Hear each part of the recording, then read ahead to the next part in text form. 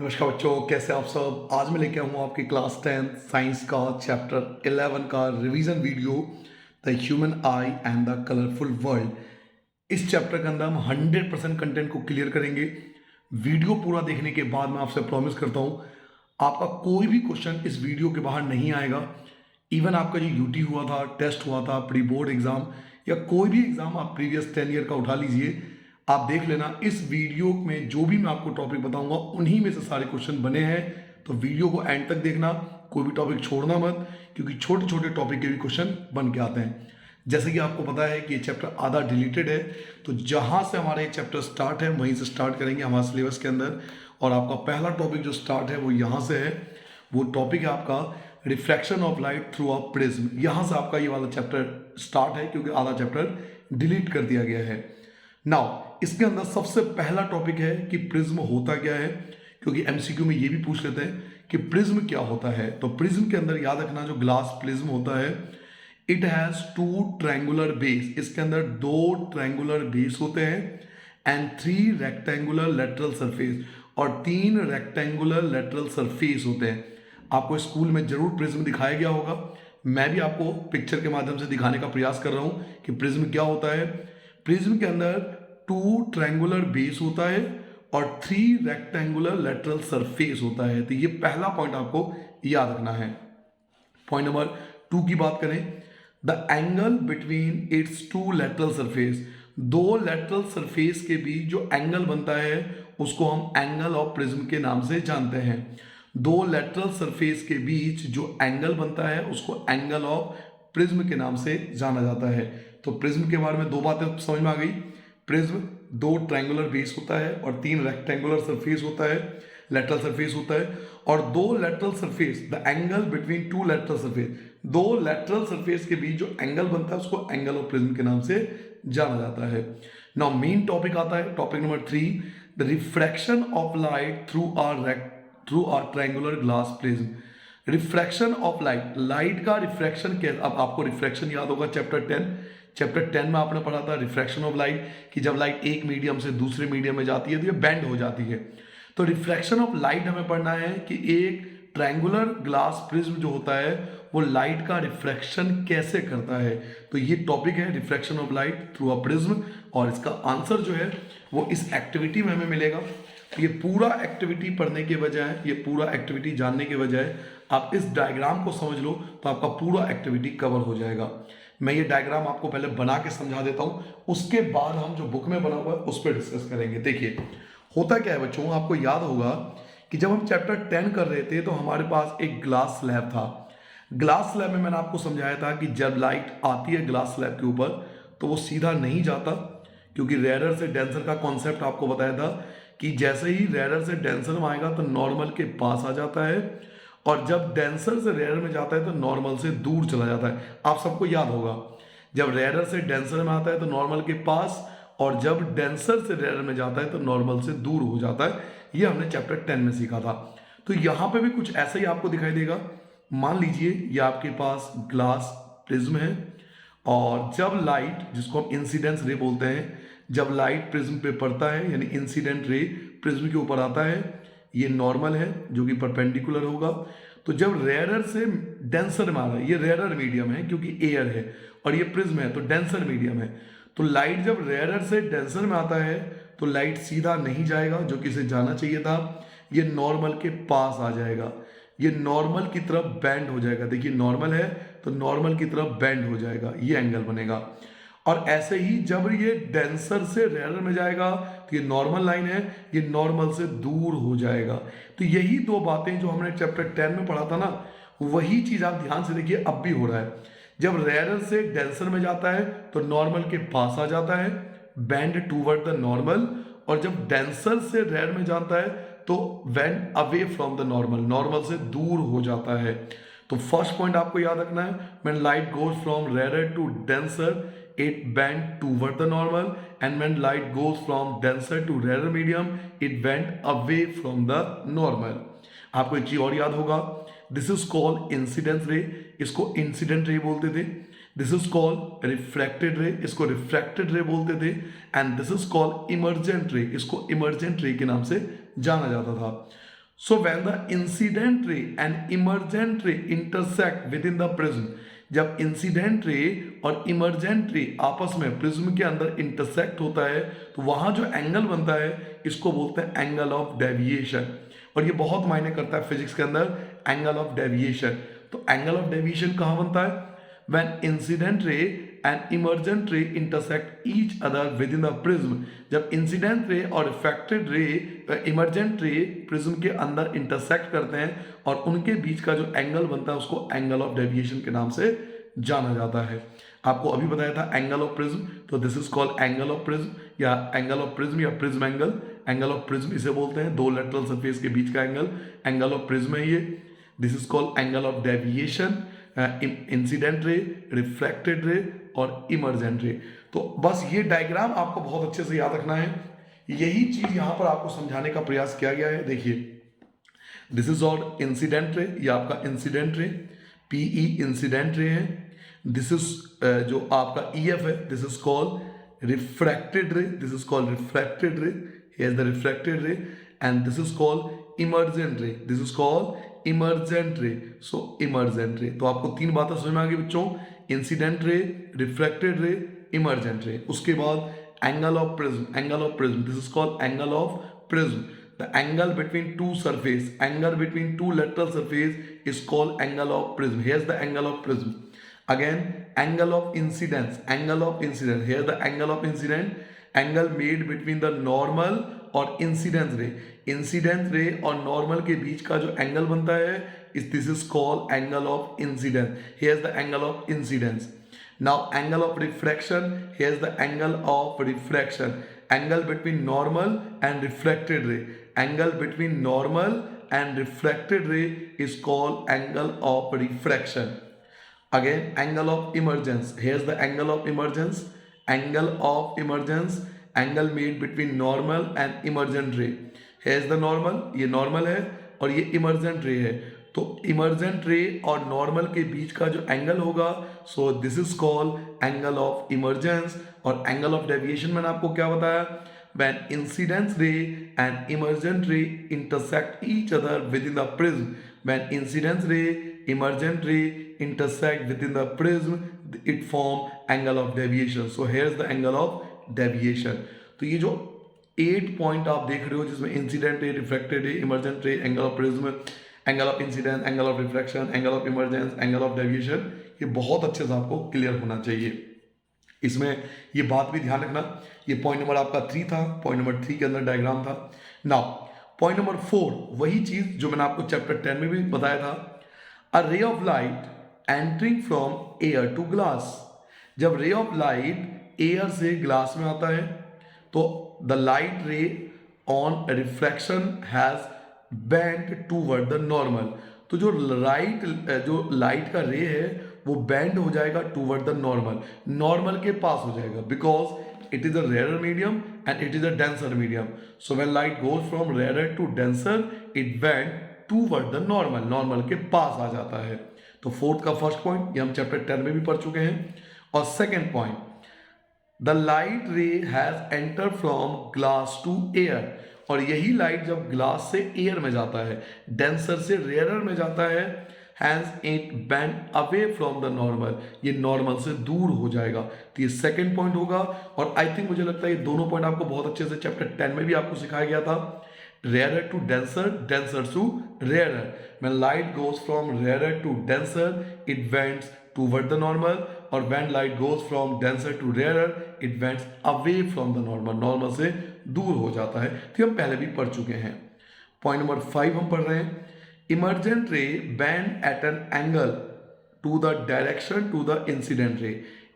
Emergent ray और incident ray ये दोनों मिलकर एक एंगल की फॉर्मेशन करता है। इमरजेंट रे और इंसिडेंट रे दोनों मिलकर एंगल की फॉर्मेशन करता है जिसको हम angle of deviation, this angle is called angle of deviation. इसको हम एंगल ऑफ डेविएशन कहते हैं, जिसको हम एंगल डी से डिनोट करते हैं। और मैंने आपको ये बात पहले भी बता दिया था कि when incident ray and emergent ray intersect within a prism it form an angle, this is called angle of deviation. So point number 5 आपका हो गया एंगल ऑफ डेविएशन, कि इमर्जेंट रे और इंसिडेंट रे आपस में इंटरसेक्ट होगा तो वहां जो एंगल बनेगा उसे एंगल ऑफ डेविएशन बोलते हैं। आगे बढ़ जाएं। नाउ अब आते हैं पॉइंट नंबर 6 पे। यहां पर आपको एक छोटा सा एक्टिविटी दिया हुआ है, तो एक्टिविटी में आपको समझाने का प्रयास करता हूं। आपको क्या करना है, take a thick sheet of cardboard, आपको कार्डबोर्ड लेना है and make a small hole, उसके अंदर छोटे छोटे आपको होल करने हैं। अलाउ सनलाइट, उसके अंदर सनलाइट पास होना चाहिए, सनलाइट आर पार होना चाहिए, और to fall on a narrow slit, ताकि वो नैरो स्लिट पर सनलाइट गिरे। This give a narrow beam of light, white light, जिससे जो कार्डबोर्ड होंगे उसमें अगर आप छोटे छोटे होल करोगे तो इससे लाइट पास होगा। टेक अ ग्लास प्रिज्म, आपको एक ग्लास प्रिज्म लेना है and allow the light from the slit to fall on one of the face as shown, और कोशिश करनी है यहाँ से जो लाइट पास हो रही है वो प्रिज्म के ऊपर गिरना चाहिए, यहाँ से जो लाइट पास होगी वो प्रिज्म के ऊपर गिरना चाहिए, कुछ ऐसा। तो जब लाइट, व्हाइट लाइट प्रिज्म के ऊपर पड़ेगा तो ये डिफरेंट कलर में स्प्लिट हो जाएगा, डिवाइड हो जाएगा। जब व्हाइट लाइट, सनलाइट प्रिज्म के ऊपर पड़ेगा तो ये डिफरेंट कलर में स्प्लिट हो जाएगा, जिसको हम डिस्पर्शन ऑफ लाइट बोलते हैं, जो हम आगे पढ़ने वाले हैं। तो इस एक्टिविटी में बताने का कोशिश किया गया है कि अगर व्हाइट लाइट किसी प्रिज्म पर गिरेगा तो ये अलग अलग कलर में स्प्लिट हो जाएगा, डिवाइड हो जाएगा। तो यहीं पर हमारा पॉइंट नंबर 6 स्टार्ट होता है। The prism has split the incident white light into a band of colour, जो इंसिडेंट रे होगा वो बैंड ऑफ कलर में, यानी कुछ ग्रुप ऑफ कलर में डिवाइड हो जाएगा। और ये कलर कितने होते हैं, तो 7 कलर, तो ये 7 कलर में स्प्लिट हो जाएगा। और वो कौन कौन से कलर हैं, द वेरियस कलर, जो आपको अलग अलग कलर दिखाई देगा वो है violet, indigo, blue, green, yellow, orange और रेड, जिनको हम शॉर्ट में विवग्योर बोलते हैं ताकि याद करने में आसानी हो। Violet, indigo, blue, green, yellow, orange, red. तो when light fall on a prism, जब लाइट, व्हाइट लाइट किसी प्रिज्म पर गिरता है तो it split into 7 different colour, ये 7 अलग अलग कलर में डिवाइड हो जाता है। और वो कलर है violet, indigo, blue, green, yellow, orange, red, जिसको हम शॉर्ट में विवग्योर बोलते हैं। क्लियर हो गया। पॉइंट नंबर 6 हमने क्या जाना कि जब व्हाइट लाइट किसी प्रिज्म पर गिरेगा तो ये 7 कलर में स्प्लिट हो जाएगा, और वो 7 कलर के हमें नाम पता होना चाहिए। डायग्राम में याद रखना, सबसे नीचे वॉयलेट होगा, सबसे ऊपर रेड होगा, ये भी एग्जाम में आ जाता है। डायग्राम इस बात का ध्यान रखना, सबसे नीचे वॉयलेट होगा, सबसे ऊपर रेड होगा, इसलिए हम इसको विवग्योर बोलते हैं। नाउ स्पेक्ट्रम ऑफ लाइट क्या होता है, what is spectrum of light, point number 7 आता है spectrum of light. The band of the colour, यानी 7 कलर का जो बैंड होता है, components of A light beam is called spectrum. The band of the 7 colour, 7 colour का जो group होता है उन्हीं को स्पेक्ट्रम के नाम से जाना जाता है। जो ये 7 कलर का ग्रुप आपको मैं बार बार बता रहा हूं, इन्हीं को स्पेक्ट्रम ऑफ लाइट कहते हैं। So spectrum of light means group of 7 colour, 7 colour का जो कॉम्बिनेशन है। इट मीन्स ये जो हम पढ़ रहे हैं विवग्योर, ये जो हम पढ़ रहे हैं विवग्योर, the combination of 7 colour, this is called spectrum of light, इसको स्पेक्ट्रम ऑफ लाइट के नाम से जाना जाता है। पॉइंट नंबर 8 पे आते हैं कि डिस्पर्शन ऑफ लाइट क्या होती है, what is dispersion of light. तो मैं बार बार कह रहा हूं साइंस के टर्मिनोलॉजी में, when white light divide into 7 different colour, when white light divide into 7 different color, this is called dispersion of light. The splitting of light into its component, जो white light होती है जब वो अपने component में divide हो जाती है, split हो जाती है, तो इसी को dispersion of light कहते हैं। Simple terminology में when white light, this is the white light, when split into 7 different color, जो मैंने आपको विवग्योर बोला था, तो जब white light 7 different color में divide हो जाता है तो साइंस के टर्मिनोलॉजी में this is called dispersion of light.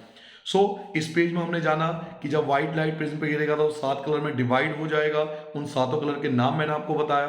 In 7 colour के कॉम्बिनेशन को स्पेक्ट्रम कहते हैं, और लाइट जो अलग अलग कलर में स्प्लिट हो रहा है इसको डिस्पर्शन ऑफ लाइट के नाम से जाना जाता है।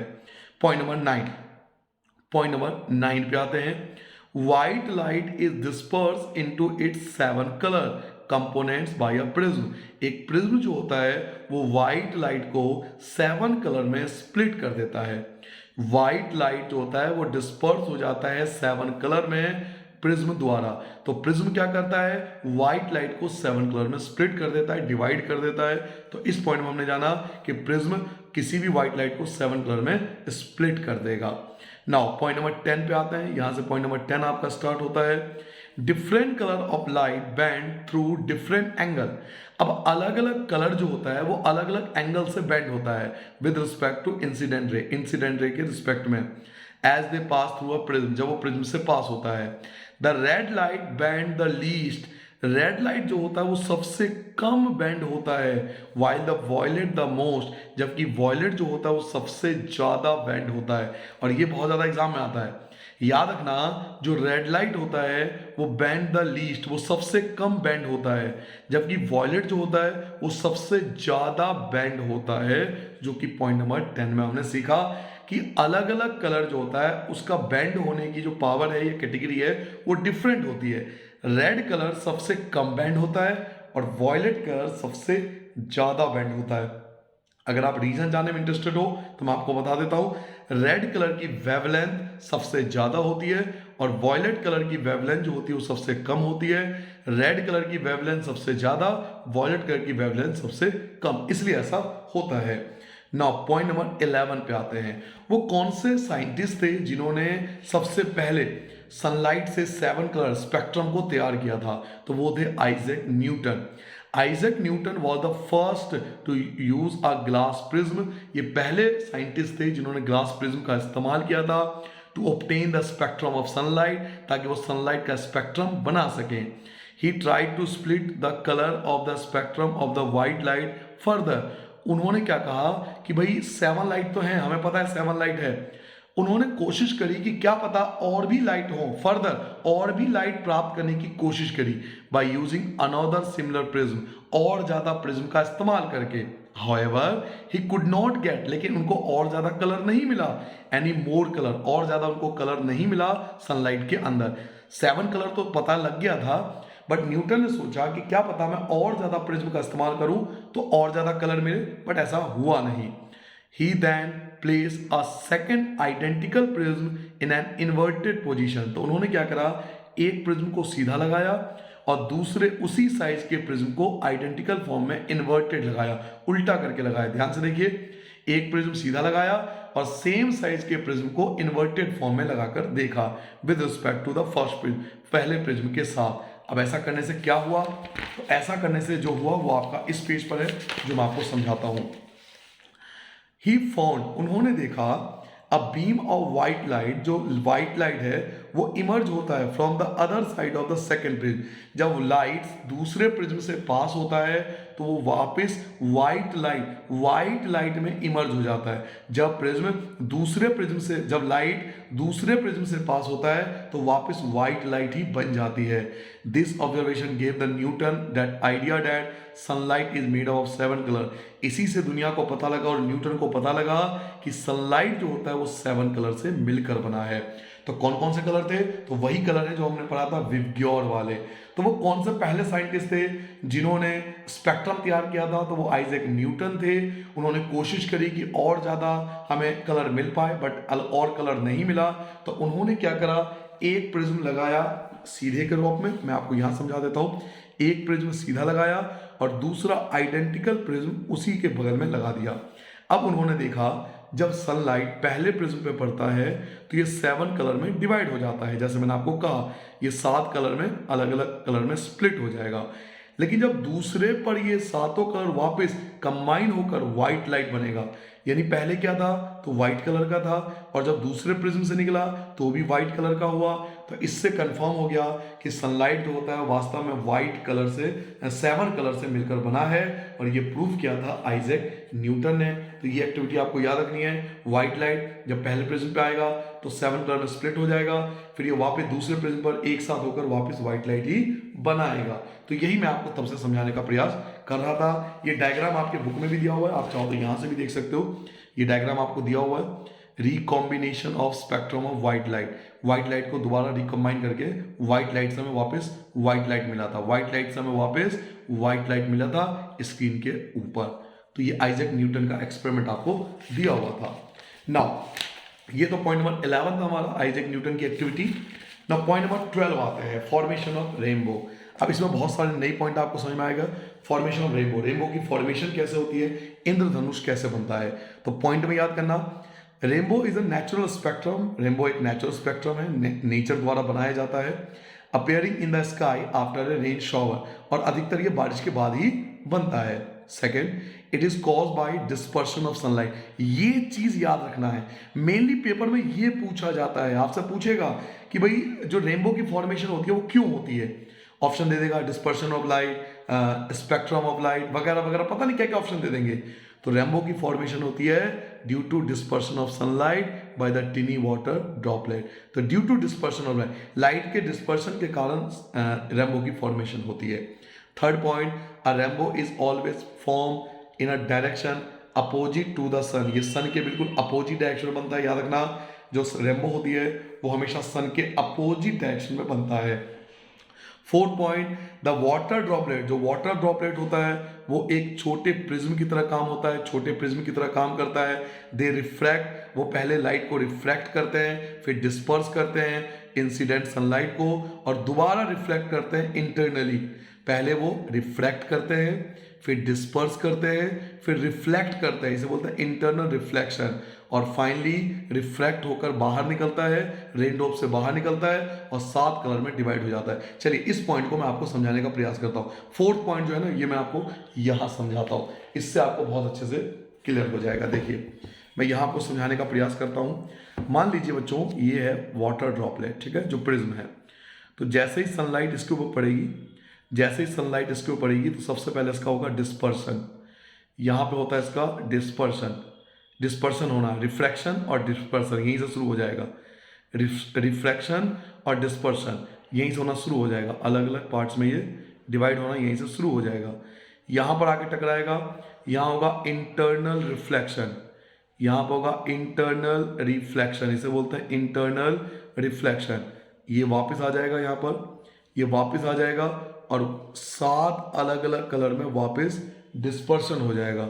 इसके 7 अलग अलग कलर में इसका डिस्पर्शन हो जाएगा। तो हमारी आंखों से जब हम इसको देखेंगे तो ये हमें 7 कलर दिखाई देगा, हमें 7 कलर दिखाई देगा, जिसको हम रेनबो की फॉर्मेशन कहते हैं। तो ओवरऑल बात आपको याद रखना है कि पहले रिफ्लेक्शन होता है, डिस्पर्शन होता है, फिर इंटरनल रिफ्लेक्शन होता है और फिर डिस्पर्शन होता है। इन चारों एक्टिविटी के कारण रेनबो की फॉर्मेशन होती है। तो यही पर यहाँ पर ये जो समझाने का प्रयास किया ना पॉइंट नंबर 4 में, वो यही समझाने की कोशिश किया गया कि पहले रिफ्लेक्शन होगा, फिर डिस्पर्शन होगा, फिर रिफ्लेक्शन होगा और दोबारा रिफ्लेक्शन होगा, जो मैंने आपको 4 बार बताई।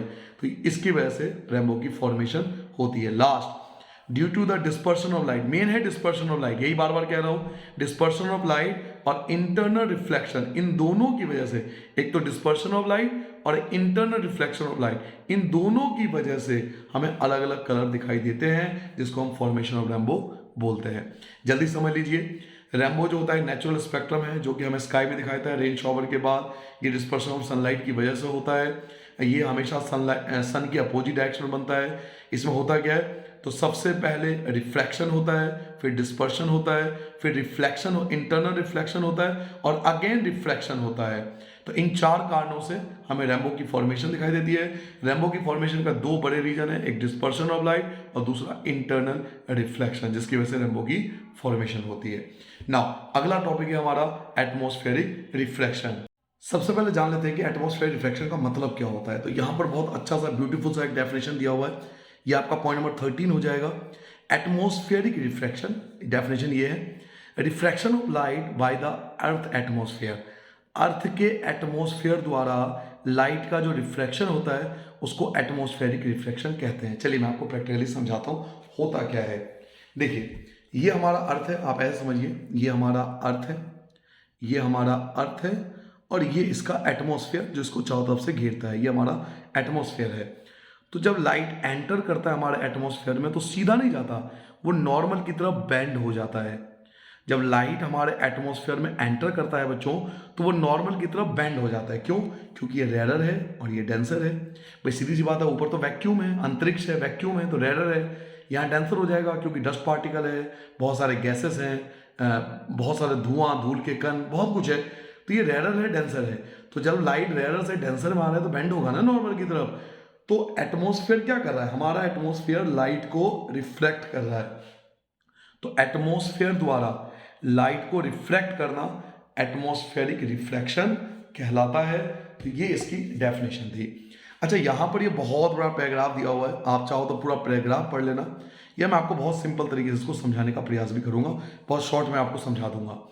A flinking of object seen through a turbulent stream of hot air। आपने देखा होगा कि हॉट एयर के दूसरी तरफ कोई व्यक्ति आपको सीधा दिखाई नहीं देता, हिलता हुआ दिखाई देता है। ऐसा क्यों होता है?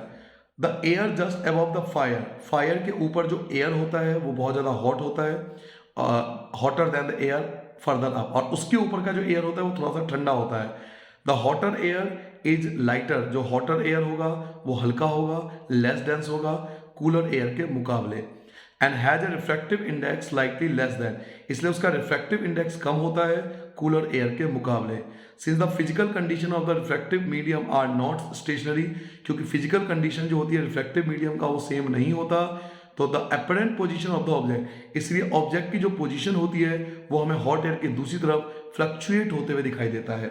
अब ये बहुत बड़ा पैराग्राफ है, हम जैसे टीचरों को तो समझ में आ जाएगा, बट आप जैसे स्टूडेंट हो सकता है कि इसमें कंफ्यूज हो जाए, तो मैं आपको सिंपल तरीके से समझाता हूँ। देखिए, ऐसा समझ लीजिए कि ये क्या, हमने फायर जला दिया, ठीक है, ये हमने फायर ले लिया, ये हमने फायर जला दिया।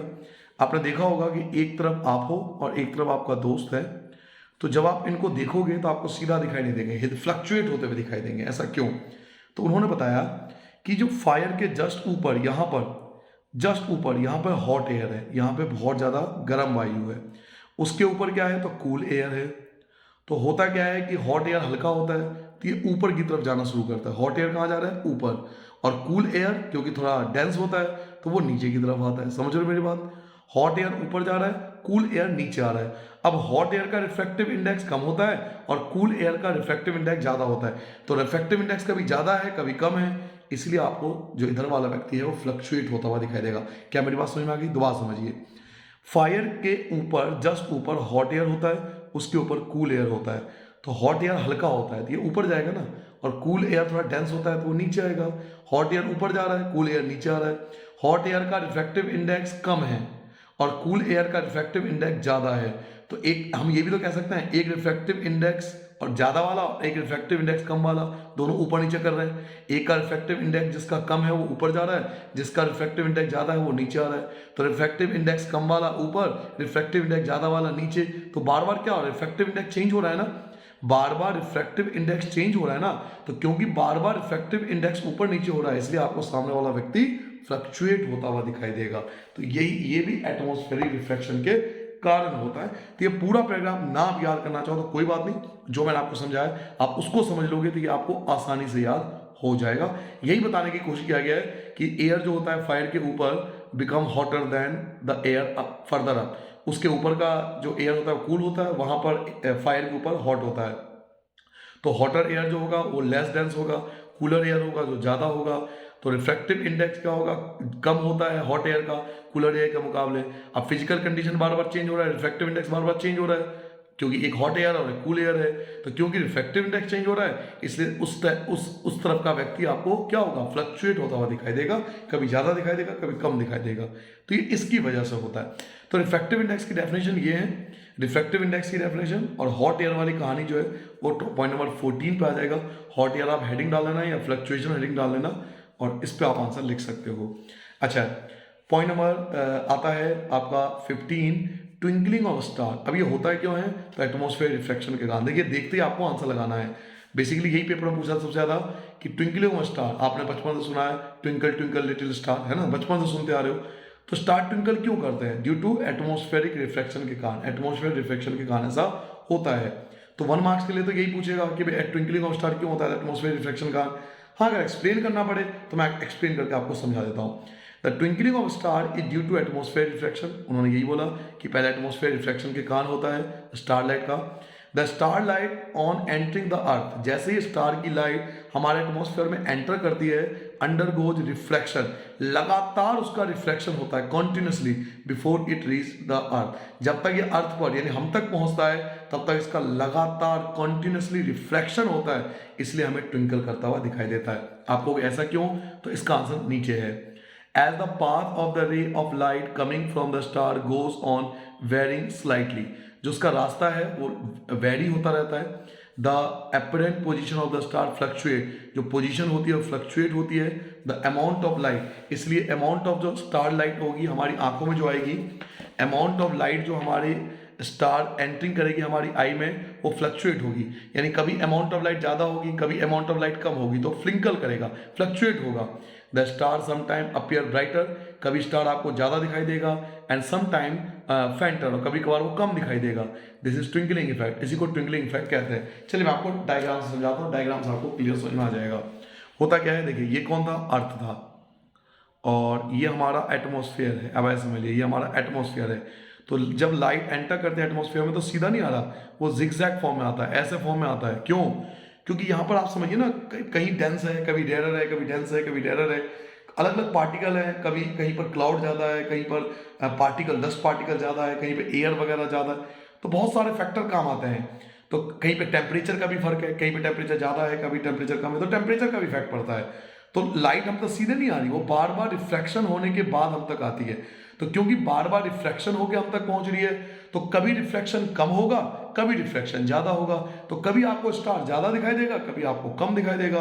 तो इसी को हम ट्विंकलिंग इफेक्ट के नाम से जानते हैं, क्योंकि लाइट सीधा नहीं आ रहा हम पे, लगातार रिफ्रैक्शन होते हम तक पहुंचता है। तो कभी रिफ्रैक्शन ज़्यादा हो जाता है, कभी रिफ्रैक्शन कम हो जाता है, तो कभी ज़्यादा दिखाई देगा, कभी कम दिखाई देगा। इसी को ट्विंकलिंग इफेक्ट के नाम से जाना जाता है। ठीक है, क्लियर हो गया? Twinkling of star basically paper के लिए अगर आप रिवीजन कर रहे हो तो दो बातें याद रखना। ट्विंकलिंग ऑफ स्टार क्यों होता है? एटमॉस्फेयर रिफ्रैक्शन के कारण। और रीजन अगर मैं बताऊं तो मैंने आपको बताया, जैसे एटमॉस्फेयर में एंटर करता है तो लगातार रिफ्रैक्शन होता है हम तक पहुंचते तक। At the path of the रे, जो रे ऑफ लाइट का पाथ होता है जो स्टार से आ रहा है, जैसे ही वो एटमॉस्फेयर में एंटर करता है वो लगातार फ्लक्चुएट होता रहता है। तो अमाउंट ऑफ लाइट कभी आपकी आंखों में ज़्यादा आएगी, कभी आपकी आंखों में कम आएगी। तो जब अमाउंट ऑफ लाइट ज़्यादा और कम होता जाएगा तो स्टार आपको कभी ब्राइटर दिखाई देगा, कभी आपको फेंटर दिखाई देगा। इसी को ट्विंकलिंग इफेक्ट कहते हैं।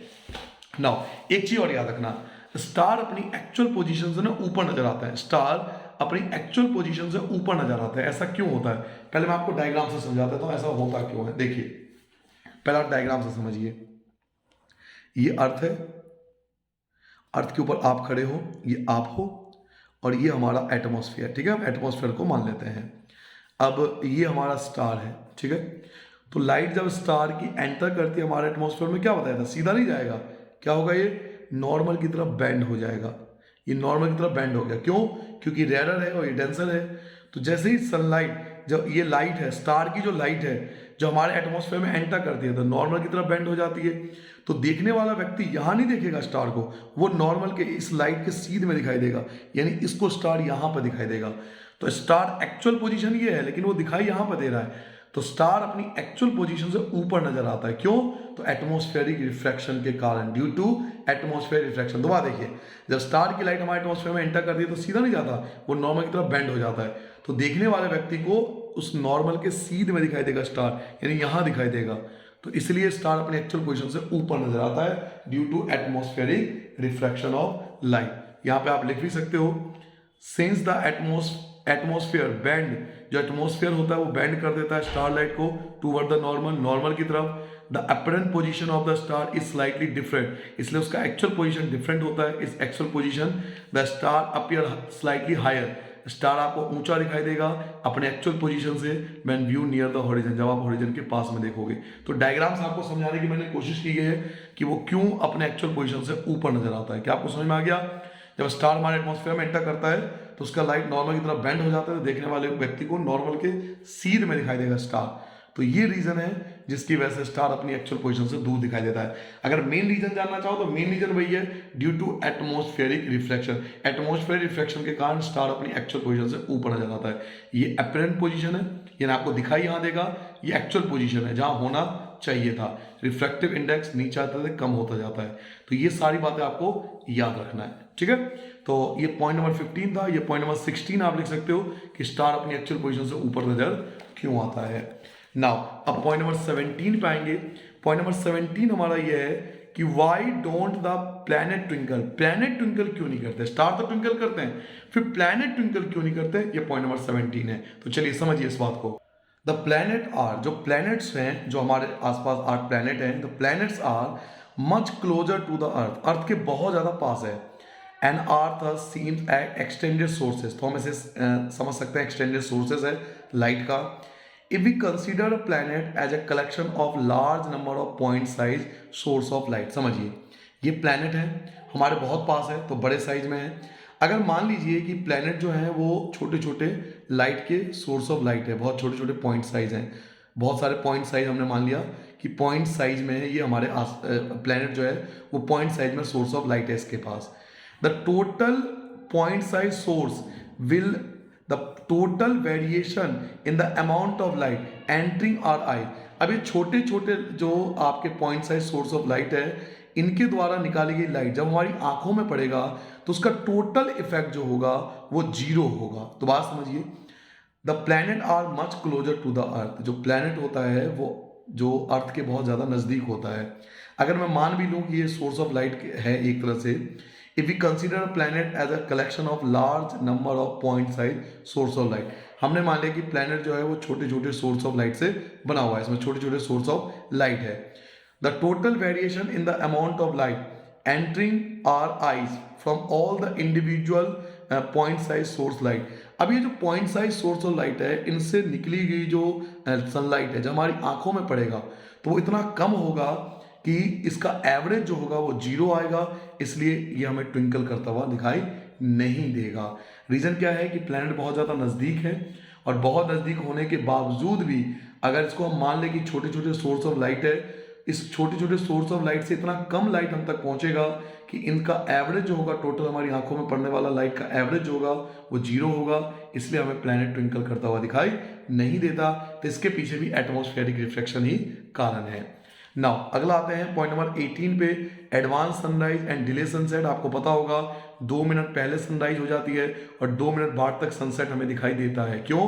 Due to atmosphere reflection. देखिए मेन रीजन याद कीजिए, पेपर में ना मेन रीजन आता है कि एडवांस सनराइज और डिले सनसेट क्यों होता है, तो एटमॉस्फेयर रिफ्लेक्शन के कारण। मेन आंसर ये है, ठीक है, मेन आंसर ये है। अगर आपसे पूछा जाए कि भाई एडवांस सनराइज और डिले सनसेट क्यों होता है, तो due to atmospheric reflection. The sun is visible to us 2 minute before the actual sunrise, actual sunrise से 2 मिनट पहले हमें सन दिखाई देता है, and 2 minute after the actual sunset, और सनसेट के 2 मिनट बाद तक दिखाई देता है, because of atmospheric reflection. Atmospheric reflection के कारण ऐसा होता है। मेन याद है कि एटमॉस्फेरिक रिफ्लेक्शन के कारण ऐसा होता है। अगर आप रीजन जानना चाहते हो, वैसे तो रिवीजन क्लास है, जरूरत नहीं है, बट मैं आपको जल्दी से समझाने का प्रयास करता हूँ। देखिए ऐसा होता क्यों है, ये अर्थ है, ठीक है, ये अर्थ है, ये आपको हॉरिजॉन्टल लाइन है, ये आप यहाँ पर हो, हॉरिजॉन्टल लाइन का मतलब है इसके नीचे की चीज आपको दिखाई नहीं दे रहा, ये हमारा एटमॉस्फेयर है। अब सन यहाँ पर है, सनराइज हो रहा है, तो सन यहाँ पर है तो सीधी सी बात हम नहीं देख सकते, लेकिन सन यहाँ पर है ना, इसकी लाइट थोड़ी आप कंट्रोल करोगे, लाइट तो अब भी आ रही है ना, इसकी लाइट तो हर तरफ अब भी फैल रहा है ना, इसका लाइट पे कंट्रोल थोड़ी है इसका। तो जैसे ये लाइट हमारे एटमॉस्फेयर से टकराएगा तो क्या करेगा एटमॉस्फेयर, इसको नॉर्मल की तरफ बेंड कर देगा, तो देखने वाले व्यक्ति को सन यहाँ नहीं दिखाई देगा, उसको यहाँ दिखाई देगा। समझ लो मेरी बात को, मैं दोबारा बताऊं आपको, ये रीजन आपको एक्स्ट्रा समझा रहा हूं मैं आपकी नॉलेज के लिए कि भाई ये अर्थ है और इसके ऊपर आप हो, ये हॉरिजॉन्टल लाइन है, हॉरिजॉन्टल लाइन के नीचे हमें कुछ दिखाई नहीं देता, ये हमारा एटमॉस्फेयर है, ये हॉरिजॉन्टल लाइन है, ये सन है, यानी हमें दिखाई नहीं देना चाहिए। बट सन की जो सनलाइट है उस पर थोड़ी कंट्रोल है, वो तो हर तरफ फैल ही रहा है ना, भले ही ये हॉरिजॉन्टल लाइन के नीचे है, हमें दिखाई नहीं देगा, लेकिन लाइट तो ऊपर जा सकती है ना। तो जैसे ही लाइट हमारे एटमॉस्फेयर से टकराएगा तो इसे क्या करेगा, एटमॉस्फेयर से नॉर्मल की तरफ बेंड कर देगा, तो देखने वाले व्यक्ति को यहाँ दिखाई देगा सन, इससे 2 मिनट पहले, और यही केस यहाँ पर भी होगा, तो 2 मिनट बाद तक हमें ऐसा दिखाई देता है। तो 2 मिनट पहले और 2 मिनट बाद की कहानी समझ में आ गई, 2 मिनट पहले भी दिखाई देगा, 2 मिनट बाद दिखाई देगा, ड्यू टू एटमॉस्फेरिक रिफ्लेक्शन। इसके अलावा point number 19, the apparent flattening of the sun disc at sunrise और सनसेट। आपने देखा होगा सनराइज के समय और सनसेट के समय जो सन होता है ना बिल्कुल फ्लैटेड दिखाई देता है, चपटा दिखाई देता है। ऐसा क्यों होता है, तो due to the same phenomena, यानी एटमॉस्फेरिक रिफ्लेक्शन के कारण होता है। सनराइज के दौरान और सनसेट के दौरान आपको सन दिखाई देगा, फ्लैटेड दिखाई देगा, बिल्कुल चपटा दिखाई देता है, क्यों? Due to atmospheric reflection. तो बच्चों एटमॉस्फेरिक रिफ्लेक्शन की वजह से क्या क्या हमें दिखाई देता है, एक तो ये हॉट एयर वाली कहानी आपको बताई थी, हॉट एयर वाली बात याद कर लेना। दूसरा ट्विंकलिंग ऑफ स्टार याद कर लेना, स्टार अपनी एक्चुअल पोजीशन से ऊपर नजर आते हैं। तीसरा प्लैनेट ट्विंकल नहीं करते। और इसके अलावा एडवांस सनराइज और डिले सनसेट की कहानी, और फ्लैटेड दिखाई देता है सनराइज और सनसेट के दौरान एटमॉस्फेयर रिफ्लेक्शन के कारण। नाउ अब आते हैं पॉइंट नंबर 20 पे, जो हमारा होगा स्कैटरिंग ऑफ लाइट। अब ये स्कैटरिंग ऑफ लाइट क्या होता है? तो scattering of light point number आपका 20 होगा। The path of beam of light, हमें लाइट का ना रास्ता नजर आता है, become visible. Path of the light become visible, light का पाथ आपको दिखाई देगा कब? जब ये कोलाइड से गुजरेगा। जब सनलाइट जो होती है कोलाइड से गुजरता है तो हमें उसका पाथ दिखाई देता है, जहां पे जो साइज ऑफ द पार्टिकल होगा वो लार्जर होगा।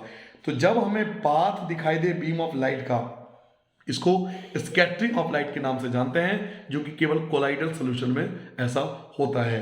सिंपल वर्डों में अगर आपको 9th क्लास में टिंडल इफेक्ट याद हो तो आपको याद आ जाएगा कि मान लीजिए ये कोलाइड है, हम कहते हैं ये कोलाइडल सॉल्यूशन है।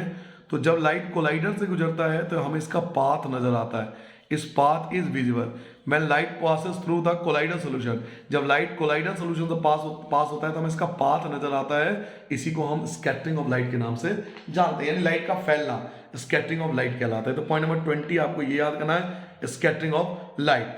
नाउ अब स्कैटरिंग ऑफ लाइट की वजह से होता क्या है? तो स्कैटरिंग ऑफ लाइट की वजह से हमें कलर का, जो स्काई का कलर है वो ब्लू दिखाई देगा, जो कलर स्काई कलर जो होगा वो ब्लू दिखाई देगा, कलर ऑफ द वाटर जो होगा वो भी ब्लू दिखाई देगा, रेडनिंग ऑफ द सन, जो सूर्य होगा सनराइज के टाइम और सनसेट के समय वो रेडिश आपको दिखाई देगा। तो ये सब स्कैटरिंग ऑफ लाइट की वजह से ऐसा होता है। अगर आप क्वेश्चन पेपर चेक करोगे आजकल यही पूछते हैं कि भाई स्कैटरिंग ऑफ लाइट की वजह से होता क्या है। तो एक तो आपको स्काई का कलर, क्लियर स्काई आपको ब्लू दिखाई देगा, तो आपसे पूछेंगे स्काई का कलर ब्लू क्यों दिखाई दिया, तो आंसर टिक करना स्कैटरिंग ऑफ लाइट, यहीं पे गलती होती है। ऑप्शन में देंगे scattering of light, dispersion of light, atmospheric reflection of light वगैरह वगैरह। तो कलर का जो क्लियर स्काई होता है उसका कलर ब्लू दिखाई देता है due to scattering of light. Water का कलर आपको सी में ब्लू कलर का दिखाई देता है due to scattering of light. और सनराइज के टाइम और सनसेट के टाइम आपको सन जो है वो रेडिश दिखाई देता है due to scattering of light. तो स्कैटरिंग ऑफ लाइट के कारण तीन चीजें होती है, क्लियर स्काई ब्लू दिखाई देता है, वाटर का कलर ब्लू दिखाई देगा, और सनराइज और सनसेट के टाइम सन का कलर आपको रेड दिखाई देगा। नाउ अगला आते हैं पॉइंट नंबर 20, ये तो 21 था आपका। 21, 22 पे आता है टिंडल इफेक्ट क्या होता है, टिंडल इफेक्ट बोलते किसे है। अच्छा, टिंडल इफेक्ट सीखने से पहले एक छोटा सा पॉइंट एक एग्जाम में मैंने देखा था, पॉइंट नंबर 22, कि अर्थ का जो एटमॉस्फेयर है उसे क्या बोलोगे, तो अर्थ के एटमॉस्फेयर को हम हेट्रोजीनियस मिक्सचर बोलते हैं। मैं दोबारा बोल देता हूँ, अर्थ का जो एटमॉस्फेयर होता है वो हेट्रोजीनियस मिक्सचर होता है। हमारा अर्थ का जो एटमॉस्फेयर है वो कैसा मिक्सचर है, वो हेट्रोजीनियस मिक्सचर है। Point number 22। Now point number 23, Tyndall effect होता क्या है। The phenomena of scattering of light by the colloidal particle. Colloidal particle क्या करता है, लाइट को स्कैटर कर देता है। मैंने आपको पहले बताया कि कोलाइडल पार्टिकल जो होता है वो लाइट को स्कैटर कर देता है, इसी को हम टिंडल इफेक्ट के नाम से जानते हैं। और ये टिंडल इफेक्ट हमें बेसिकली दो जगह दिखाई देता है। The phenomena is seen when a fine beam of sunlight enter smoke field room. अगर स्मोक से भरा हुआ कोई रूम हो, धुएं से भरा हुआ कोई रूम हो, और वहां सनलाइट आ जाए, तो वहां पर आप देख सकते हो, अब वहां पर देख सकते हो टिंडल इफेक्ट। या Tyndall effect can also be seen when sunlight passes through a canopy of dense forest. अगर आप घने जंगल में जाओगे ना तो पत्तों के बीच में से आपको दिखाई देगा टिंडल इफेक्ट। या टिनी वाटर ड्रॉपलेट, छोटे छोटे पानी की जो बूंदे होती हैं ये मिस्ट हो जाती है और लाइट को स्कैटर कर देती है। तो टिंडल इफेक्ट आपको याद रखना है कि जब लाइट क्या होता है, कोलाइड से पास होता है। जब लाइट कोलाइडर से पास होता है तो हमें इसका पाथ दिखाई देता है, या कोलाइड, हम ये भी बोल सकते हैं कोलाइडर जो होता है वो लाइट को स्कैटर कर देता है। कोलाइडल जो होता है वो लाइट को स्कैटर कर देता है, कोलाइडल लाइट को स्कैटर कर देता है, इसको टिंडल इफेक्ट कहते हैं। पहला पॉइंट आपको ये बताया मैंने, आपको ये बताया, यहां से लेकर यहां तक इसे टिंडल इफेक्ट के नाम से जानते हैं। ये दो जगह आपको दिखाई देगा, स्मोक से भरा हुआ रूम जहां पे सनलाइट आ जाए, या फिर डेंस फॉरेस्ट में, आपको ये दो जगह आपको टिंडल इफेक्ट दिखाई देगा। नाउ पॉइंट नंबर 24 पे आते हैं। पार्टिकल के साइज पे भी डिपेंड करता है कि आपको कौन सा कलर दिखाई देगा। वेरी फाइन पार्टिकल, अगर पार्टिकल का साइज बहुत ज्यादा छोटा है तो ये स्कैटर करेगा ब्लू लाइट को। अगर बहुत छोटा पार्टिकल है तो ये स्कैटर करेगा ब्लू लाइट को। अगर पार्टिकल का साइज लार्ज है, अगर पार्टिकल का साइज बड़ा है तो ये स्कैटर करेगा लॉन्गर वेवलेंथ को, यानी रेड को। क्लियर हो गया। If the size of the scattering particle is large enough, और पार्टिकल का साइज अगर बहुत बड़ा है तो ये स्कैटरिंग करेगा स्कैटर लाइट, ये पूरे लाइट को स्कैटर करेगा और ये व्हाइट अपीयर होगा, ये सफेद कलर का दिखाई देगा। कहने का मतलब अगर पार्टिकल का साइज बहुत छोटा है तो ये ब्लू कलर को सबसे ज़्यादा स्कैटर करेगा। पार्टिकल का साइज थोड़ा बड़ा है या हम इसे लार्ज बोल सकते हैं, तो ये रेड को स्कैटर करता है। और अगर पार्टिकल का साइज बहुत बड़ा है तो ये सभी कलर को इक्वल स्कैटर करता है, यानी आपको व्हाइट दिखाई देगा। तो स्कैटरिंग साइज ऑफ पार्टिकल पे भी डिपेंड करता है। जो लाइट स्कैटर होता है ना, ये पार्टिकल के साइज पे डिपेंड करता है। पार्टिकल बहुत छोटा है तो ब्लू कलर स्कैटर होगा, पार्टिकल बड़ा है तो रेड कलर स्कैटर होगा, पार्टिकल बहुत बड़ा है तो सारे कलर इक्वल स्कैटर होते हैं, इसलिए हमें व्हाइट दिखाई देता है। यही है, very fine particle blue colour को स्कैटर करेगा, लार्ज पार्टिकल जो होगा वो लॉन्गर वेवलेंथ यानी रेड को स्कैटर करेगा, और लार्ज इनफ अगर बहुत बड़ा है तो सबको इक्वल स्कैटर करेगा, इसलिए आपको व्हाइट दिखाई देगा, जो हमने पढ़ा पॉइंट नंबर 24 में। नाउ पॉइंट नंबर 25 पे आते हैं। पॉइंट नंबर 25 हमारा यहाँ पर है। पॉइंट नंबर 25 यहाँ से स्टार्ट होगा। द रेड लाइट, जो रेड लाइट होती है उसकी वेवलेंथ ज़्यादा होती है, 1.8 गुना ज़्यादा होती है ब्लू लाइट के मुकाबले।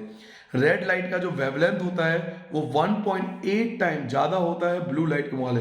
The red light has a wavelength about 1.8 times greater than the blue light. तो रेड लाइट की वेवलेंथ 1.8 टाइम ग्रेटर होती है ब्लू लाइट के मुकाबले। ये पॉइंट नंबर 25 पे आपको याद रखना है। पॉइंट नंबर 26 से स्टार्ट करेंगे। When sunlight passes through the atmosphere, जब सनलाइट एटमोस्फियर से पास होता है, तो जो फाइन पार्टिकल होंगे, जो छोटे छोटे पार्टिकल होंगे एयर के अंदर, वो स्कैटर कर देंगे ब्लू कलर को, जिसका शॉर्टर वेवलेंथ होता है, मोर स्ट्रांगली, बहुत अच्छे से ब्लू कलर स्कैटर हो जाता है रेड के मुकाबले। The scatter blue enter are आई, और ब्लू कलर जो स्कैटर हो गया ये हमारी आंखों में प्रवेश करते हैं।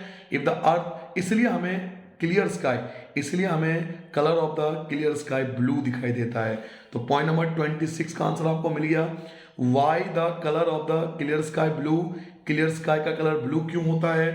क्योंकि जब सनलाइट, ये इसका आंसर है, जब सनलाइट हमारे एटमॉस्फेयर से पास करता है तो जो बहुत छोटे छोटे पार्टिकल होते हैं एयर के अंदर वो ब्लू कलर को स्कैटर करते हैं, और यही ब्लू कलर हमारी आंखों में आते हैं, इसलिए हमें ब्लू कलर का स्काई दिखाई देता है। पॉइंट नंबर 27 पे आते हैं। अगर मान लीजिए कि if the earth had no atmosphere, अगर अर्थ में कोई एटमोस्फियर ना हो, there would not have been any scattering, तो स्कैटरिंग होगा नहीं। अगर एटमोस्फियर नहीं होगा तो स्कैटरिंग नहीं होगा, तो कलर का कैसा दिखाई देगा स्काई का? The sky would have look dark, तो आपको काले रंग का दिखाई देगा स्काई। अगर हमारे पे एटमोस्फियर नहीं होगा तो स्काई का कलर आपको डार्क ब्लैक दिखाई देगा। The sky appear dark to passenger flying at very high altitude, जो बहुत ऊंचाई पर, बहुत हाई एल्टीट्यूड पर, ऊंचाई पर पैसेंजर होते हैं, उनको स्काई का कलर जो होता है वो डार्क दिखाई देता है। As scattering is not permitted as such height, क्योंकि इतनी ऊंचाई पर स्कैटरिंग जो है वो पॉसिबल नहीं है। तो पॉइंट नंबर 27 में हमने सीखा कि अगर एटमोस्फेयर नहीं होगा तो जो स्काई का कलर होगा वो डार्क दिखाई देगा, ब्लैक कलर दिखाई देगा, और जो पैसेंजर होते हैं जो बहुत हाई एल्टीट्यूड पर फ्लाई करते हैं उनको स्काई का कलर डार्क दिखाई देता है, ब्लैक कलर का दिखाई देता है, क्योंकि इतनी ऊंचाई पर स्कैटरिंग पॉसिबल नहीं है। पॉइंट नंबर 28 पे आता है कि डेंजर साइन जो होता है वो रेड होता है हमेशा। हम सबको पता है कि डेंजर साइन जो होता है वो हमेशा रेड कलर होता है। क्यों भाई डेंजर साइन रेड क्यों होता है? इसके दो रीजन हैं। The red is least scatter, red जो होता है वो सबसे कम स्कैटर होता है और इसकी मैक्सिमम वेवलेंथ होती है। रेड जो होता है वो सबसे कम स्कैटर होता है, इसकी मैक्सिमम वेवलेंथ होती है, और ये स्कैटर नहीं होता ना फॉग से ना स्मॉग से, therefore it can be seen in the same colour at a distance. तो हम बहुत दूर से इसको हम देख सकते हैं और रेड ही दिखाई देगा। तो रेड को क्यों चुना गया डेंजर साइन के लिए? क्योंकि रेड जो होता है वो लीस्ट स्कैटर होता है, ये स्कैटर नहीं हो पाता ना फॉग से ना स्मॉग से, इसलिए बहुत दूर से ही हम इसको देख सकते हैं, इसलिए खतरे का निशान डेंजर साइन जो है वो रेड रखा गया है। नाउ एक्टिविटी है यहाँ पर छोटी सी एक्टिविटी, आपको समझा देता हूँ। ये एक्टिविटी बहुत कम बच्चे पढ़ के जाते हैं, आपको समझा देता हूँ। देखिए यहाँ पर आपको लाइट, ये सोर्स ऑफ लाइट है, यहाँ से आपको लाइट मारना है। यहाँ पर आपको एक लेंस लेना है, ये कन्वर्जिंग लेंस है, कन्वर्जिंग लेंस आपको यहाँ से लेना है। तो यहाँ पर बोला गया है कि आपको सोर्स ऑफ लाइट एस जो है वो सोर्स ऑफ लाइट है, ये आपका सोर्स ऑफ लाइट है। आपने लाइट पास करा यहाँ से, कन्वर्जिंग लेंस, उसके आगे कन्वर्जिंग लेंस लगा हुआ है। तो जैसे ही आप लाइट कन्वर्जिंग लेंस पर मारोगे तो कन्वर्जिंग लेंस क्या करेगा? इन लाइट को पैरेलल कर देगा, लाइट की रे को पैरेलल कर देगा। ये लाइट है, यहाँ से आपने लाइट को मारा है, लाइट को यहाँ से डाला आपने, तो जब लाइट आप कन्वर्जिंग लेंस पे डालोगे तो ये कन्वर्जिंग लेंस जो होगा वो लाइट को पैरेलल रे में कन्वर्ट कर देगा। ये है वाटर, ये क्या है? वाटर, क्लीन वाटर, एक टैंक में क्लीन वाटर है। आपके पास एक ग्लास टैंक है जिसके अंदर क्लीन वाटर है, इसके अंदर बिल्कुल ब्लू कलर का क्लीन वाटर है। उसके बाद आपको एक कार्डबोर्ड लेना है, कार्डबोर्ड में एक होल करना है, कार्डबोर्ड के अंदर एक होल करना है इस प्रकार से, ताकि लाइट इसमें से पास हो जाए। तो जैसे ही आप सर्कुलर होल में से लाइट पास करोगे तो ये दूसरे कन्वर्जिंग लेंस पे पड़ना चाहिए। यहाँ भी आपको एक कन्वर्जिंग लेंस लेना है, सेकंड कन्वर्जिंग लेंस। ये जो होल में से, यहाँ जो होल है, इस होल में से जब लाइट पास करेगा किस पर, कन्वर्जिंग लेंस पर, वापस कन्वर्जिंग लेंस। तो ये कन्वर्जिंग लेंस एक शार्प इमेज बनाएगा इस होल का, एक शार्प इमेज बनेगा यहाँ पर, एक कार्डबोर्ड पर शार्प इमेज बनेगा इस होल का, एक पूरा क्लियर सा डायग्राम बनेगा। ठीक है, अब आपको क्या करना है, इस पानी के अंदर 200 ग्राम सोडियम थिसोल्फेट मिलाना है।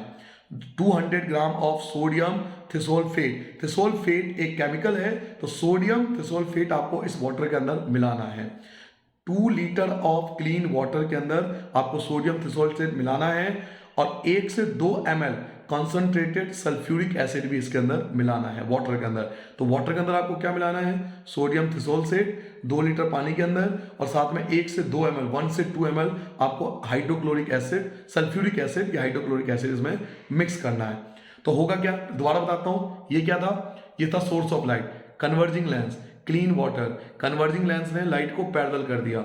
ये कार्डबोर्ड, कार्डबोर्ड में एक होल, छेद कर रखा हमने, तो ये लाइट यहां से पास होगी, दूसरा कन्वर्जिंग लेंस, और कन्वर्जिंग लेंस इस होल का एक इमेज बनाएगा। यहां पर ये इमेज बन रहा है आपका होल का। नाउ तो जब आप इसमें सोडियम थिसोल्फेट मिलाओगे और जो हाइड्रोक्लोरिक एसिड है वो मिलाओगे, सल्फ्यूरिक एसिड मिलाओगे, तो आपको मिलेगा क्या, माइक्रोस्कोपिक सल्फर पार्टिकल। जो सल्फर पार्टिकल आपको इसमें पर्सिपिटेट होता हुआ दिखाई देगा, छोटे छोटे सल्फर पार्टिकल आपको पर्सिपिटेट होगा दिखाई देगा। यानी अब ये क्या बन गया, अब ये कोलाइड बन गया, अब ये कोलाइड बन गया, अब ये कोलाइडल बन गया। ठीक है, 2 से 3 मिनट के बाद आपको इसमें सल्फर पार्टिकल दिखाई देंगे, और ये सल्फर पार्टिकल जब दिखाई देंगे तो ये कोलाइडल बन जाएगा। तो इससे होगा क्या, you can observe the blue light from the 3 side of the glass tank. अगर आप इसको इधर से देखोगे तो भी आपको ब्लू लाइट दिखाई देगा, अब यहां से देखोगे तो भी ब्लू लाइट दिखेगा, ऊपर से देखोगे तब भी आपको ब्लू लाइट दिखाई देगा, 3 तरफ से आपको ब्लू लाइट दिखाई देगा। This is due to the scattering of short wavelength, क्योंकि लाइट जो है स्कैटर हो गई short wavelength by the minute colloidal क्योंकि ये कोलाइडल, मैंने आपको बताया कोलाइडल है, ये कोलाइडल सल्फर पार्टिकल है। जो कोलाइडल सल्फर पार्टिकल है वो लाइट को स्कैटर कर देगा, और ब्लू कलर को, क्योंकि मैंने आपको बताया था कि जब पार्टिकल छोटे होते हैं तो ब्लू कलर को स्कैटर करते हैं, तो ये ब्लू कलर को स्कैटर करेगा। तो जब आप ऊपर से या यहाँ से देखोगे तो ब्लू कलर आपको दिखाई देगा स्कैटर होता हुआ। Observe the colour of the transmitted light from the 4th side. लेकिन आप 4th साइड से जब लाइट को देखोगे, चौथे साइड से देखोगे, the glass tank facing the circular hole, it is interesting to observe that. जब आप देखोगे तो आपको दिखाई देगा पहले ऑरेंज रेड कलर दिखाई देगा, और then bright crimson red colour दिखाई देगा स्क्रीन पर। पहले आपको क्या दिखाई देगा, ऑरेंज रेड कलर, उसके बाद ब्राइट क्रिम्सन रेड कलर आपको स्क्रीन पर दिखाई देगा। ये क्या बताने वाला है, ये एक्टिविटी क्या बता रहा है, ये एक्टिविटी ये बता रहा है जो कोलाइड होता है ना वो ब्लू कलर को स्कैटर कर देता है, ब्लू या उससे छोटे वाले को स्कैटर कर देता है। तो आगे कौन सी लाइट पास हुई, जिसका वेवलेंथ ब्लू से ज्यादा था, यानी रेड वाला, ऑरेंज वाला, येलो वाले, ये सब आगे पास हो जाएगा, जो आपको आगे दिखाई देगा। मैं दोबारा बताऊं ये एक्टिविटी क्या कहता है, क्योंकि ये क्या था, ये कोलाइडल था। कोलाइडल क्यों है, क्योंकि इसमें सल्फर पार्टिकल मिला दिया आपने, सल्फर पार्टिकल मिला दिए, एसिड मिला दिया, तो ये कोलाइडल बन गया। तो कोलाइडल क्या करता है, जो ब्लू कलर को स्कैटर कर देगा, ब्लू और उससे छोटे वाले को स्कैटर कर देगा, हटा देगा। तो ब्लू से, अब आपने पढ़ा है विबग्योर, आपने विबग्योर पढ़ा है ना, लीजिए विबग्योर, ये आपने पढ़ा है ना। तो ब्लू और उससे छोटे वाले तो स्कैटर हो गए, बचा कौन, ग्रीन, येलो, ऑरेंज और रेड। तो ये कलर आगे जा पाएंगे, और यहां तक पहुंच पाएंगे कौन, जिसकी वेवलेंथ बहुत ज्यादा होगी। तो या तो येलो, ऑरेंज और रेड, जिसकी वेवलेंथ बहुत ज्यादा होगी, तो ये कलर आपको यहां तक। तो ये एक्टिविटी बताने की कोशिश की गई है, दूर तक ये वाले कलर जाएंगे जिनकी वेवलेंथ ज्यादा होगी, और जिनकी वेवलेंथ कम होगी वो पहले स्कैटर हो जाएगा कोलाइडल द्वारा। ठीक है, ये एक्टिविटी इस प्रकार से समझाने का प्रयास किया है। नाउ उसके बाद अब पॉइंट नंबर आपका आता है 29, यहाँ पे 29 पॉइंट है, स्कैटरिंग ऑफ लाइट। लाइट जो स्कैटर होता है, bluish colour of the sky, reddish appearance of the sun at sunrise और सनसेट। अब होता क्या है, स्कैटरिंग की वजह से क्या क्या आपसे पूछेगा, स्कैटरिंग ऑफ लाइट की वजह से क्या होता है। तो स्कैटरिंग ऑफ लाइट की वजह से 2 घटना तो आप याद कर सकते हो। एक तो क्लियर स्काई का कलर आपको ब्लू दिखाई देगा, bluish colour of the sky. Sky का कलर ब्लू क्यों दिखाई देता है? Due to scattering of light. और दूसरा रेडिश आपको दिखाई देगा सनराइज के दौरान और सनसेट के दौरान, क्यों? Due to scattering of light. तो ये पॉइंट आपको ये बताने की कोशिश की गई है कि स्कैटरिंग ऑफ लाइट की वजह से क्या फिनोमिना होता है। तो स्कैटरिंग ऑफ लाइट की वजह से कम 2 इंसिडेंट तो आप याद कर ही सकते हो। एक तो क्लियर स्काई ब्लू दिखाई देता है स्कैटरिंग ऑफ लाइट की वजह से, और दूसरा सनराइज के दौरान और सनसेट के दौरान जो सन होता है वो रेड दिखाई देता है। क्लियर हो गया? नाउ 30 पॉइंट पे आते हैं। Light from the sun overhead, यानी दोपहर के समय जब हम सन जो होता है वो हमारे हेड के ऊपर होता है, उसको कम ट्रैवल रिलेटिवली शॉर्टर डिस्टेंस, बहुत कम डिस्टेंस ट्रैवल करना पड़ता है एट नून, दोपहर में। द सन अपियर वाइट, हमें वाइट दिखाई देगा as only a little of the blue and violet colour are scatter, क्योंकि बहुत कम ब्लू और वॉयलेट कलर स्कैटर हो पाते हैं, सारे के सारे लाइट हम तक पहुंच पाते हैं, इसलिए हमें वाइट दिखाई देता है दिन के समय। लेकिन सुबह और शाम में नियर द हॉरिजन, मॉर्निंग और इवनिंग में most of the blue light, अधिकतर जो ब्लू लाइट होते हैं और जो शॉर्ट वेवलेंथ वाले होते हैं, जो मैंने अभी आपको बताया था, ब्लू और उससे छोटे वाले, ब्लू और उससे छोटे वाले, ये वाले जो कलर होते हैं मॉर्निंग और इवनिंग में नियर द हॉरिजन, यानी मॉर्निंग और इवनिंग में most of the blue light, अधिकतर जो ब्लू लाइट है या ब्लू लाइट से जो शॉर्टर वेवलेंथ वाले हैं वो स्कैटर हो जाते हैं, वो पहले ही डूब जाते हैं पार्टिकल द्वारा। देयरफॉर, इसलिए the light that reach our eye, हमारी आंखों तक कौन से कलर पहुंचेंगे? इज ऑफ लॉन्गर वेवलेंथ, जिसका वेवलेंथ बहुत ज्यादा होगा। This give rise to the reddish appearance of the sun, इसलिए हमें सन जो होता है वो रेडिश दिखाई देता है। और यही एक्टिविटी तो बताया मैंने आपको, इस एक्टिविटी में बताया था कि जो ब्लू कलर होगा और ब्लू से कम ब्लू और ब्लू से कम वेवलेंथ वाले यहीं पे स्कैटर हो जाएंगे, इनको यहीं पर रोक दिया जाएगा। आगे कौन जाएगा? जो ब्लू से ज्यादा वेवलेंथ है। तो ब्लू से ज्यादा वेवलेंथ कौन है? Green, yellow, orange, red. तो लास्ट तक पहुंचेगा कौन? जिसकी वेवलेंथ सबसे ज्यादा होगी, यानी रेड, ऑरेंज और येलो, ये आप तक पहुंच पाएगा। तो यही तो आपको बताने की कोशिश की गई है कि जो सन होता है ना ओवरहेड, जब वो दोपहर में होता है तो उसकी डिस्टेंस बहुत कम होती है, तो सारे के सारे लाइट हम तक पहुंचते हैं, क्योंकि कोई भी स्कैटर नहीं हो पाता, और स्कैटर होता भी है तो बहुत कम स्कैटर होता है, ब्लू और वॉयलेट। तो सारे के सारे हम तक पहुंचेंगे लाइट, इसलिए हमें व्हाइट दिखाई देगा, क्योंकि सातों कलर मिलकर व्हाइट कलर बनता है। लेकिन near the horizon, near horizon मतलब मॉर्निंग और इवनिंग में most of the blue light होते हैं या उससे कम वाले जो शॉर्टर वेवलेंथ वाले होते हैं वो स्कैटर हो जाते हैं, वो पहले ही रुक जाते हैं पार्टिकल द्वारा, एटमॉस्फेयर के पार्टिकल को पहले ही रोक देता है। इसलिए लाइट जो हमारे आंखों तक पहुंच पाएगा वो लॉन्गर वेवलेंथ वाला, और लॉन्गर वेवलेंथ कौन होगा? या तो येलो या ऑरेंज या रेड। इसलिए आप उगते हुए सूरज और डूबते हुए सूरज को देखना, सनराइज और सनसेट के दौरान देखना, आपको 3 ही कलर दिखाई देंगे। This give the rise of the reddish appearance of the sun, इसलिए हमें reddish appearance of the sun दिखाई देता है। तो यहाँ पर बच्चों हमारा ये चैप्टर खत्म होता है, ये फर्स्ट टर्म का आपका लास्ट चैप्टर था। तो आई होप आपको सारी बातें समझ में आ गई होगी। ये वीडियो खत्म होने के बाद आप प्रीवियस 10 साल का पेपर उठा लो, आप UT, terminal test, final test, pre board, कोई भी आपका एग्जाम हो ना, आप उठा के देख लेना, जो मैंने आपको टॉपिक पढ़ाया इससे बाहर आपके एग्जाम में नहीं आया होगा, इस बात की मैं गारंटी देता हूँ। आई होप आपको वीडियो पसंद आया होगा, चैनल को सब्सक्राइब कर लें, और इस टाइप के वीडियो जिसमें आपको 100% नॉलेज मिले, इस टाइप के अगर आप वीडियो देखना चाहते हैं तो नोटिफिकेशन बेल को आइकन को भी दबा दें, ताकि आपको सबसे पहले नॉलेज मिल पाए। तब तक मिलते हैं अगले चैप्टर में, तब तक जय हिंद।